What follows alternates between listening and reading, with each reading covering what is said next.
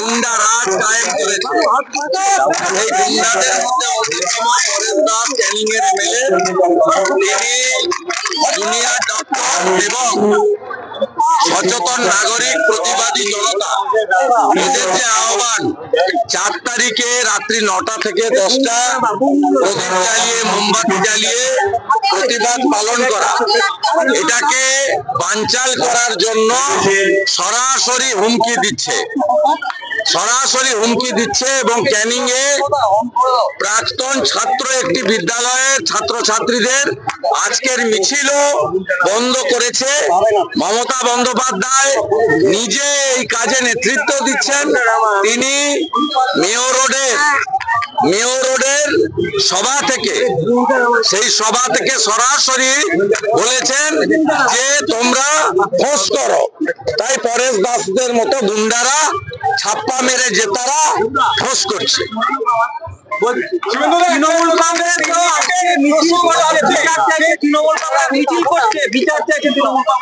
কার কাছে বিচার চাইছে? আজকে 1 সেপ্টেম্বর আজকে এই রাজ্যের 4 থেকে 5 জায়গায় নারীরা, শিশুরা, শিশুকন্যারা আজকের দিনে অত্যাচারিত হয়েছে এবং হলদিবাড়িতে তৃণমূলের পঞ্চায়েতের দেওর এবং স্বামী তারা নিজেরা গ্রেপ্তার এবং তারা ঘটনায় দায়ী। মধ্যম গ্রামে তৃণমূলের পঞ্চায়েত চণ্ডীপুর জিপিতে নিজে ধর্ষণের ঘটনার সঙ্গে যুক্ত। কার বিচার চাইছে?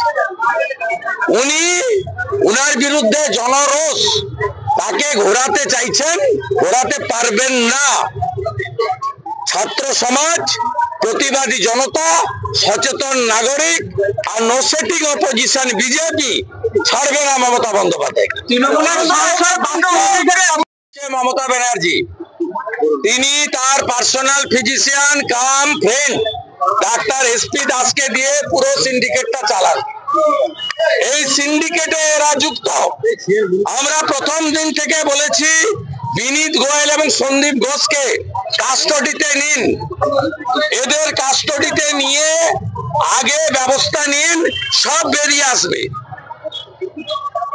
বলুন। সুখেন্দু শেখর রায় যে পোস্ট করছেন, বাস্তিল দুর্গের পতন দেখছেন তিনি, দলে বাস্তিল দুর্গের পতনের মতো অবস্থা হবে এমন ইঙ্গিত করছেন খোদ সাংসদ, তৃণমূলের সাংসদ। অনেক সিনিয়র লিডার, পরীক্ষিত নেতা, শিক্ষিত নেতা এবং বিবেক বুদ্ধি আছে বলেই তিনি প্রথম দিন থেকে এই ঘটনায় প্রতিবাদের রাস্তায় আছেন। আমি তাকে শ্রদ্ধা জানাই। মমতা বন্দ্যোপাধ্যায় পথে নেমেছেন আর পরেশ পাল ইলিশ উৎসব করছে। মমতা বন্দ্যোপাধ্যায় পথে নেমেছেন কেন? ধমকাতে। মমতা বন্দ্যোপাধ্যায়ের অনুমতি নিয়েই পরেশ পাল ফিরাদ হাকিম আর শক্তি পান্ডেদের নিয়ে ওখানে ইলিশ মাছ খাচ্ছে। এদের মধ্যে কোনো এদের মধ্যে সহানুভূতি, সমবেদনা, সমব্যথিতা এবং সংবেদনশীলতা এই শব্দগুলোর লেশ মাত্র এদের মধ্যে নেই।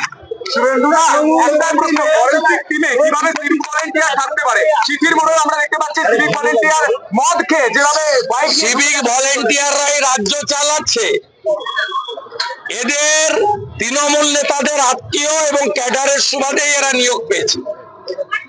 গোটা রাজ্যে এই 1,15,000 সিভিক ভলেন্টিয়ারের ইচ্ছা অনিচ্ছা যাই থাক, এদেরকে নিয়েই যত পারে অপকর্ম করায়। সেই জন্য এদের স্থায়ীকরণ করেনি, 6 মাস অন্তর রিনিউয়াল হাতে রেখেছে এবং এদের অনেকেই সব গুন্ডামি করে আর অনেকে বাধ্য হয়ে করে নিজের চাকরি বাঁচানোর জন্য। নাগরিক সমাজ, মহিলারা রাস্তায়, ওটা বিধানসভায় জানবেন। কালকে দেখা হবে কালকে বিধানসভাতে দেখা হবে। মমতা ব্যানার্জি কাল আর পরশু কি ভাষায় উত্তর দিতে হয় কাল বুঝিয়ে দেবো আমরা দুদিন।